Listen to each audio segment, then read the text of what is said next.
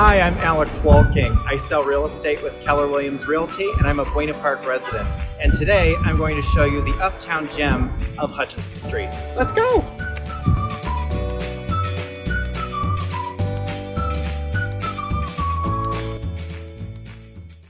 Buena Park started at the turn of the last century.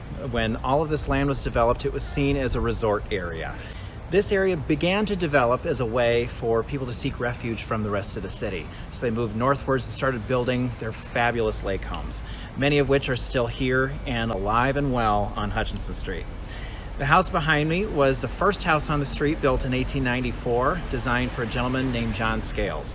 This was the first house that was designed on Hutchinson Street by a young architect named George W. Mayer. He studied with Frank Lloyd Wright under Joseph Silsby and went on to design 5 homes total on Hutchinson Street.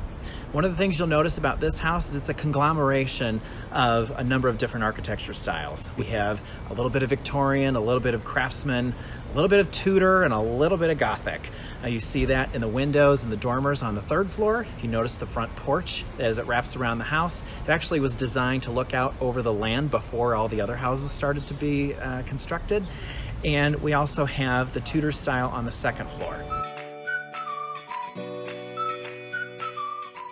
This was the second house that George Mayer designed on the street in 1902 for Edwin Mosner. This house, a few years after the first one, was a very different design. This is when Prairie School was becoming all the rage in Oak Park. This was the style at the time.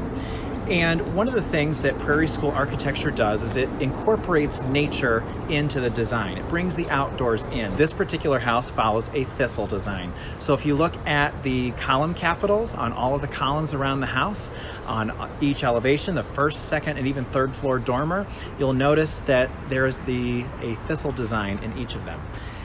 Another thing that you'll notice is that this house follows a circle and square pattern. So even the front entrance here is a squared off entrance but with rounded corners. You'll notice the front planter, the original planters are round on a square foundation. You'll also notice the fence design around the house, although not original, does follow that design as well. And last but certainly not least, the signature and staple to this house are the grounds. The grounds were actually designed by Jens Jensen, famed landscape architect. One thing you'll notice is as you stand at the front of the house and look out towards Clarendon, you can't see anything.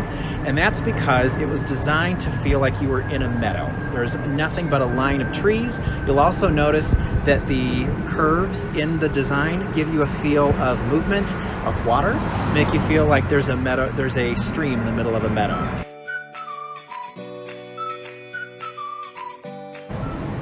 I'm here at the Claude Seymour Mansion at 817 West Hutchinson Street. This was George Mayer's last design and his largest on the street. It was designed in 1913 for jewelry and upholstery executive Claude Seymour.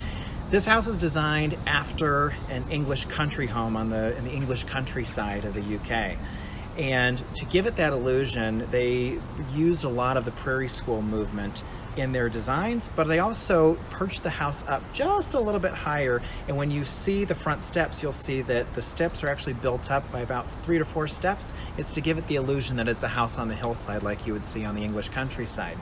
This was also an excellent example of Prairie School architecture as well as polychromatic design.